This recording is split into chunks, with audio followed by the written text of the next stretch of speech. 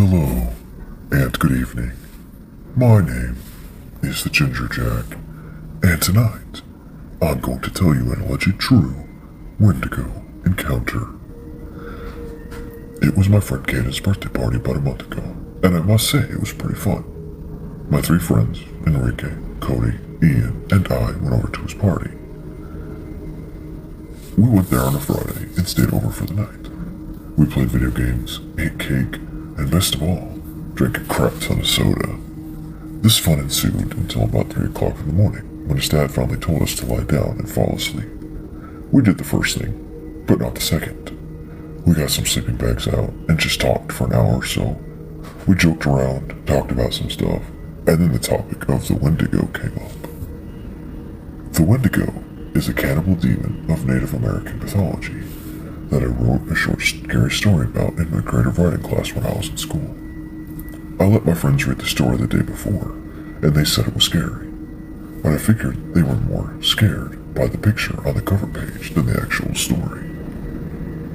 The picture sure was frightening. It showed a portrait of a Wendigo, the skull-like head of a deer placed on a human-like bipedal body, with long, narrow arms and fingers, and crouching, long legs with hooves like a horse. The body looked like it was running away, as if the Wendigo was a corpse. It had blood dripping from its long, sharp teeth. Enrique loved the fact that the Wendigo scared Cody and Caden the most. He basically teased them in their black of night that it was coming to possess them, turning them into cannibalistic spirits. "Shut up," they would tell Enrique. "Seriously, shut up." "What are you so scared of?" he would taunt at them. I thought the entire thing was funny, as of course, there is no such thing as a Wendigo. But I could tell that they were getting even more afraid once Caden looked out a window without the blinds over it and thought that the Wendigo would stare at him through the window. He was too scared to actually get up and shut the blinds, so I did. Enrique continued to tease them. He got out his laptop and googled images of the Wendigo. Then he went on the Wikipedia page for the Wendigo. He read aloud. All cultures in which the Wendigo myth appeared shared the same belief that humans could turn into Wendigos if they ever resorted to cannibalism, or alternatively become possessed by the demonic spirit of Wendigo, often in a dream. "What's a demonic spirit?" Ian asked, watching the taunting unfold. Enrique googled it. He found out that a demonic spirit is like a ghost, except they can possess your body and have control all over your actions. He also found out that if you say the demon's name out loud, you have summoned it.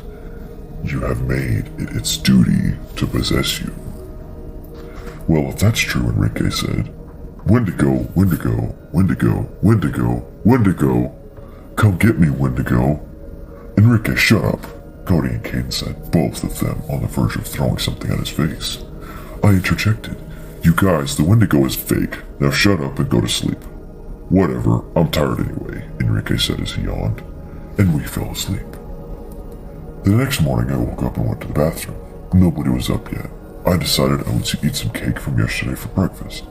I went to the fridge and got some, and as soon as I turned out, I let out a frightening screech. Enrique was up in my face. "Whoa, you scared me there," I said. No response. He just gave me a face. A chilling face. His eyes were sunken in. He gave me non-smiling, wide and paled look. I sat down at the table and ate the cake. Soon Ian, Cody, and Caden got up. A few hours later, my mom picked me up and I went home. That night, I went to bed, afraid of the Wendigo. I remembered that Enrique had said, and I'd become increasingly more and more frightened. Eventually, I gained enough confidence to finally sit up my bed and say, "It doesn't exist, so I'm going to say its name. Wendigo." A few seconds passed. "See, Taylor, there is no Wendigo," I told myself. Then I heard scratching outside my bedroom door.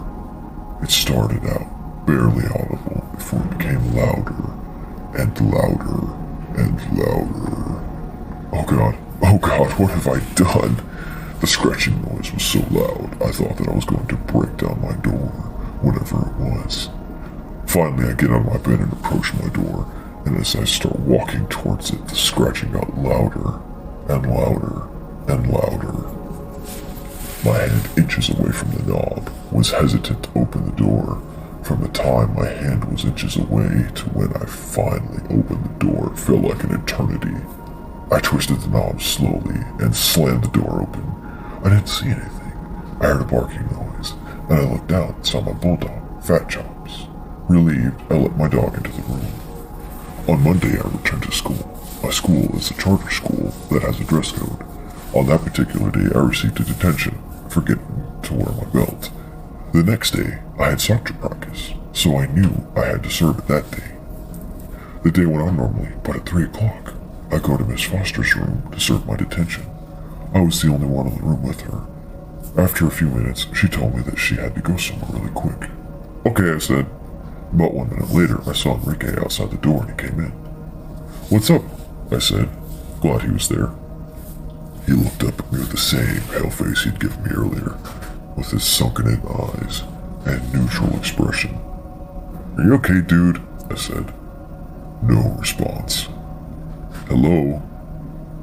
He got up and went to the corner of the room and just sat there. Enrique, I said, growing more easy. Enrique, I repeated. Enrique! Dude, you're starting to scare me. All of a sudden, he put his face up to the ceiling and started transforming into a hideous, pale-skinned, jagged-toothed creature. Afraid, I slowly started moving backwards. He was possessed by the Wendigo. I broke the window on my classroom and ran out of there. Next to the school were some trees that I thought I could hide in. I ran probably 100 feet to get into the trees. As soon as I got into the foliage, I hid behind a tree trunk that was wider than me. I was afraid to look back at the school, but slowly I turned my head backwards. I was hesitant to, but I wanted to see if he was still following me. As soon as my eyes were facing towards the school, I was face to face with the demon. I ran further into the trees. They were covering up the sun, so it got darker. The air was very humid, yet cool breezes came by. Eventually, I think I lost him. It felt like I had been running from the demon for hours. Sure enough, I looked at my watch. It was already 7 o'clock. Even though I'd lost my pursuer, I still bit my fingernails in terror. Finally, I got out of the forest. The trees led me to a road, lit with one streetlight. The only road had a few houses on it. I started walking down the road, looking down. When I raised my head, I saw under the streetlight my bulldog, Fat Chops. I ran to her and started petting her. Who's a good girl? You are. Yes, you are, I said in a baby voice. What are you doing down here, Fat Chops? Huh? What are you doing? She started whimpering. I looked behind me thinking that maybe she was whimpering because of something out of my field of vision. I was hesitant to look back, but I slowly turned my head and saw nothing. Oh, it's okay, I reassured her. I started walking down the road as Fat Chops followed, and as I started getting further away from the streetlight, it got darker and darker.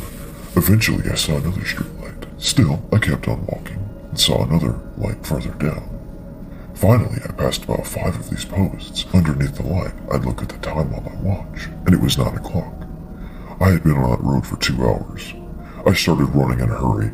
I looked behind me. Fat Chops was nowhere to be seen, so I started running back looking for my dog. Fat Chops, I would call out. Fat Chops!